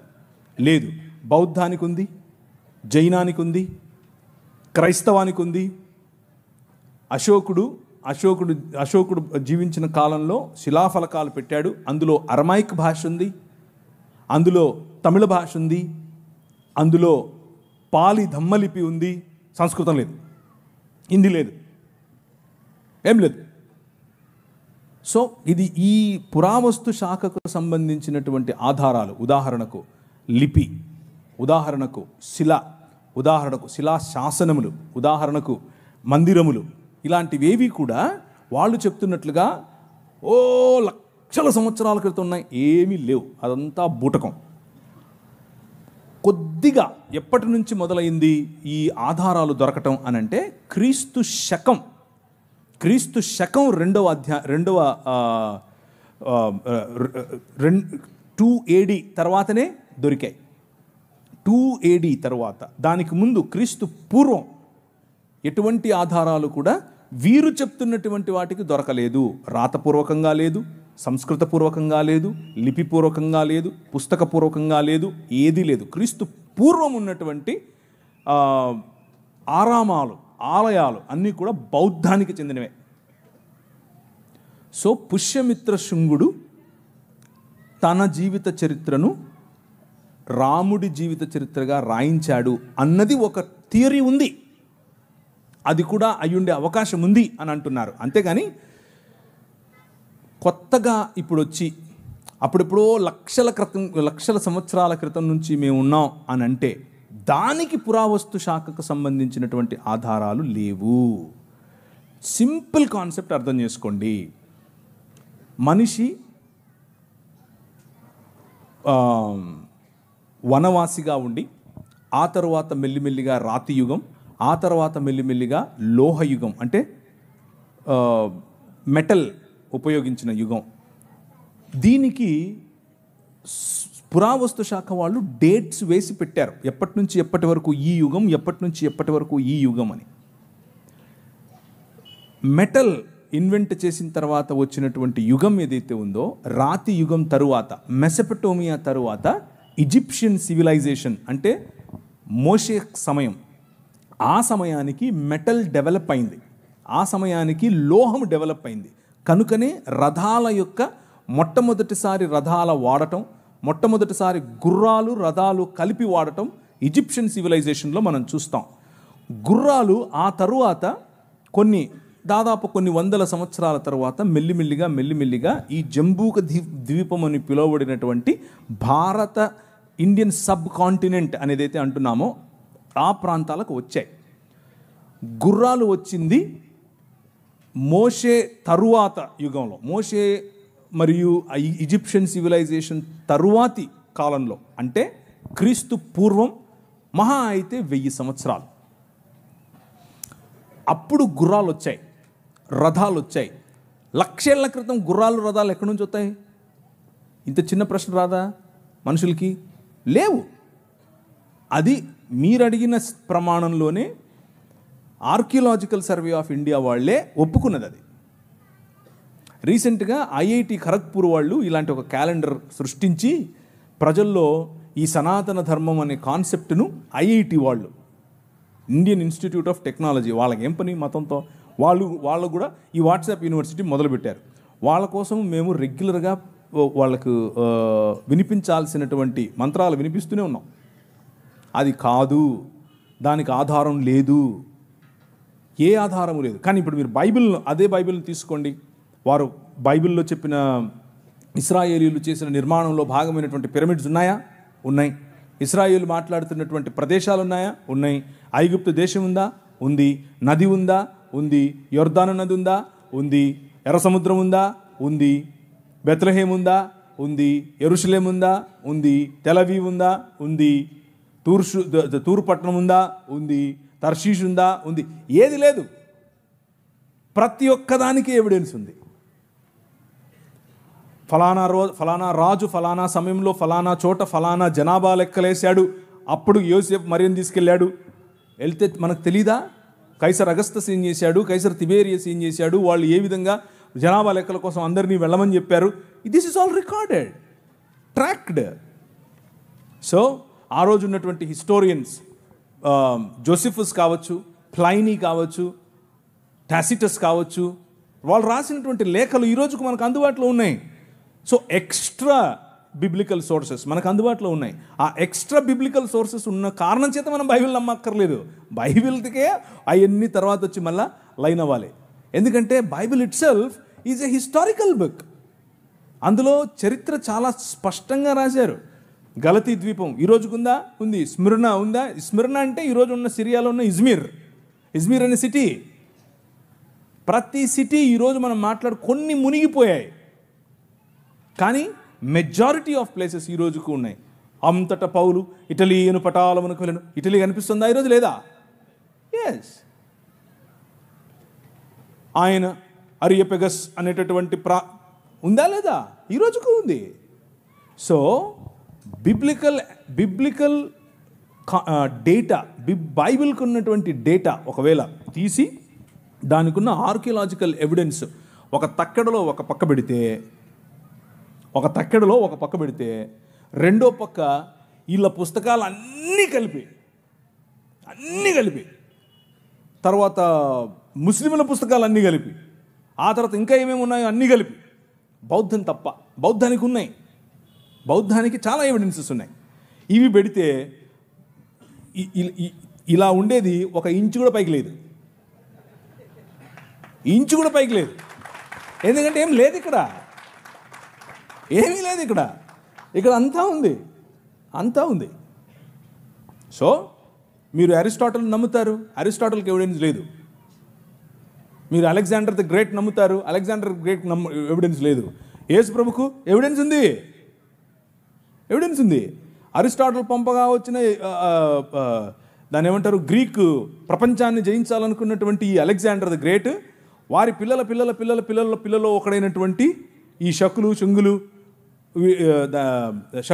కాదు, క్షమించండి, వాళ్ళలో ఒకడైనటువంటి అశోకుడు కదా, ఆయన ఇంట్లో గ్రీక్ మాట్లాడాడు. మరి అందుకని గ్రీక్లో శిలాఫలకాలు కనిపిస్తాయి మనకు భారతదేశంలో. అలాంటిది సంస్కృతంలో కనిపించాలిగా. ఒక్కట్లేదు. I'm not exaggerating. ఒక్కటి కూడా లేదు. మరి ఏదో చూపించండి ఆర్కియలాజికల్ ఎవిడెన్స్ ఎక్కడుందో. సో ఇదంతా కూడా ఆయాసం, అంతే.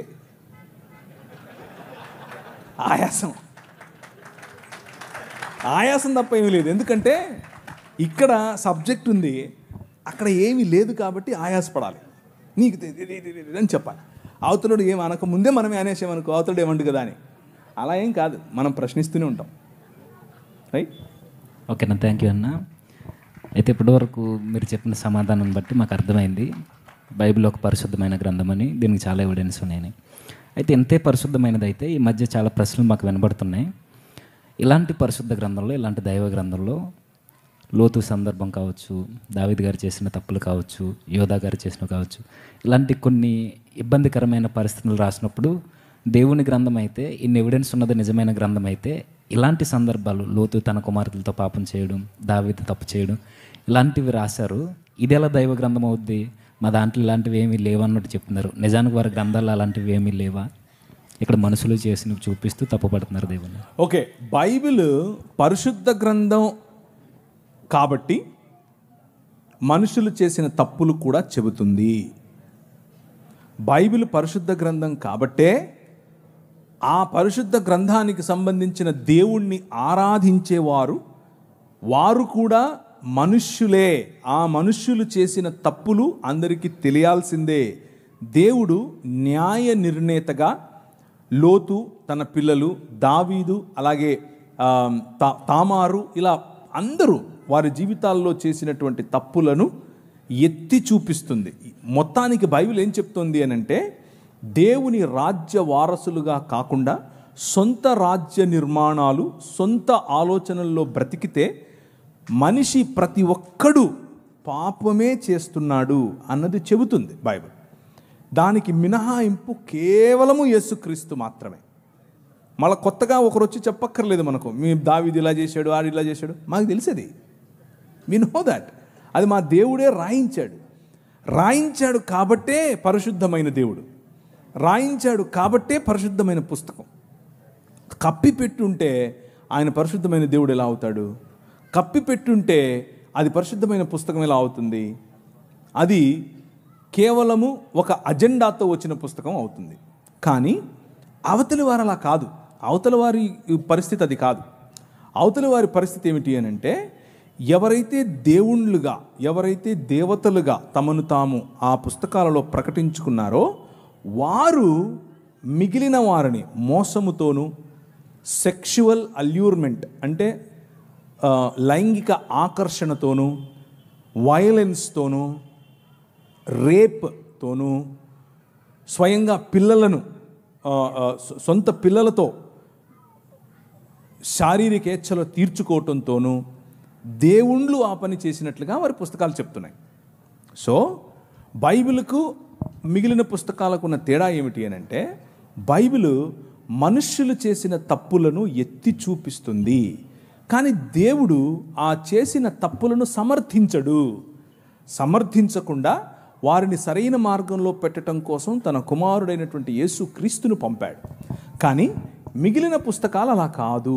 మిగిలిన పుస్తకాలు ఆ దేవుళ్ళు చేసేది ఒక పెద్ద ఘనకార్యం అన్నట్లు. ఒక ఆయన 16,000 మంది అయితే, ఇంకొక ఆయన 3 అంటే, ఇంకొక ఆయన 10 మంది అంటే, ఇంకొక ఆమె 5 మంది మొగుళ్ళని వేసుకుంటే ఇవన్నీ తిరుగుతూ ఉంటారు. ఇది అప్రూవ్డ్ బై గాడ్. వాళ్ళకి ఇది సనాతన ధర్మం అంటే ఇదే అని చెప్తారు. అది సమస్య. అక్కడికి ఇక్కడికి తేడా కనిపిస్తుందా? ఇది తప్పు అని బైబిల్ చెప్తోంది, అలా చెయ్యొద్దు అని బైబిల్ చెప్తోంది. సనాతన ధర్మం అంటేనే ఇది అని ఇది చెప్తోంది. ఉదాహరణకు ఒక ఆయన ఉంటాడు, ఆయన వాళ్ళ అమ్మగారు ప్రెగ్నెంట్. వాళ్ళ అమ్మగారు ఇంట్లో ఉంటారు, వాళ్ళ నాన్నగారు కూడా ఉంటారు. ఏదో చక్కగా మంచి మురిపెం మంచి ఫ్యామిలీ. అలా ఉంటే ఇది ఎక్కడి నుంచి తీసుకొని చెప్తున్నానంటే మహాభారతం నుంచి తీసుకొని చెప్తున్నాను. యుధిష్ఠిరుడు అంటే ధర్మరాజు చెప్పినటువంటి స్టోరీ. ధర్మరాజుకు మరియు గంగాపుత్రుడైనటువంటి భీష్మాచారికి మధ్య జరుగుతున్నటువంటి కాన్వర్జేషన్. అందులో నారద ముని గారు కూడా ఉన్నారు. వాళ్ళ మధ్యలో జరుగుతున్నటువంటి కాన్వర్జేషన్. ఏంటి కాన్వర్జేషన్ అంటే, ఒకసారి ఒక ముని వాళ్ళ ఇంట్లోకి వస్తాడు, చకా వస్తాడు. వచ్చి వాళ్ళ అమ్మ అక్కడ ఉంటుంది, పోయి చేయి పట్టుకుని పదాపదవరా అంటాడు. ఈ నుండి ఏంటి అయిపోతుంది నానా, ఆయన ఆపు అంటే, ఆపకూడదు నాయన అన్నాడు. ఏంటి నాన్న, మా అమ్మని తీసుకెళ్ళిపోతున్నాడు ఆయన అని అంటే, ఇథ ధర్మ సనాతన అన్నాడు. ఏంటి, ఇదే సనాతన ధర్మం అంటే అని చెప్పాడు. ఏమని? బ్రాహ్మణుడు వచ్చి నీ భార్యను చేయి పట్టుకొని తీసుకెళ్తే నువ్వు ఆపొద్దు, ఆయన వెళ్ళిపోవాలంతే, అదే సనాతన ధర్మం చెప్పాడు ఆయన. ఇది నేను చెప్పట్లేదు, ప్రవీణ్ చెప్పట్లేదు, భీష్మాచార్యుడు, యుధిష్ఠిరుడు మరియు నారదుడు 3 చెప్తున్నారు. వినకపోతే ఎట్లా మరి? మీకు అర్థమవుతుందా? వినకపోతే ఎట్లా? ఇంకొక కథ చెప్తాను. అంటే మీరు అడిగిన దానికి చెప్పాలి, చెప్పకపోతే కష్టమైపోతుంది. కొంచెం ఎక్కువ టైం తీసుకున్నానా? ఇంకొక ఆమె పాపం గర్భవతి, లోపల పిల్లవాడు ఉన్నాడు. పిల్లవాడు ఉంటే ఒక ముని వచ్చాడు. కమాన్ రా అన్నాడు. ఏంటయ్యా నేను గర్భవతినయ్యా అన్నాడు. అంటే ఈయన ఇదా ధర్మ సనాతన అన్నాడు. సరే కానీ అంటే ఆమెతో ఆ గర్భవతితో ఆయన లైంగిక క్రియ చేస్తూ ఉన్నప్పుడు లోపల నుంచి బిడ్డ అరిచాడంట. ఒరే ఈడ టైం లేదు, ప్లేస్ లేదు, పో పో అంటున్నాడు. ఈడ ప్లేస్ లేదు, నువ్వు రావడానికి వీల్లేదు, వెళ్ళిపో అని అడుగుతున్నాడు లోపల నుంచి. ఏమి రాశారా పుస్తకాలు మీరు?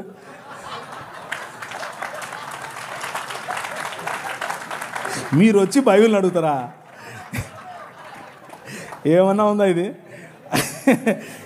అంటే ఎంత అన్సైంటిఫిక్ చూడండి. లోపల ఉన్న పిండం అరుస్తే కూడా తెలుసుకోలేనంతోడిని తీసుకొచ్చి నువ్వు పుస్తకాలు రాసుకొని ఇది సనాతన ధర్మం అని చెప్తావు మాకు. కాబట్టి Bible is a matchless book. Matchless. No science, no mythology, no Quran, no Gita, no anything can stand in front of Bible. Bible ఎదురుగా ఏది నిలబడలేదు. అంత గొప్పది బైబిల్. అది కేవలం ఊరికి స్టేట్మెంట్ కోసం చెప్తున్నాను అనుకోవద్దు. 24 ఏళ్ళు చదివిన తర్వాత చెప్తున్నా. 24 ఏళ్ళ నా కఠోర పరిశ్రమలో నాకు తేలింది ఇది. దాన్ని కొట్టేది రాలేదు, ఇక రాదు. అది బైబిల్.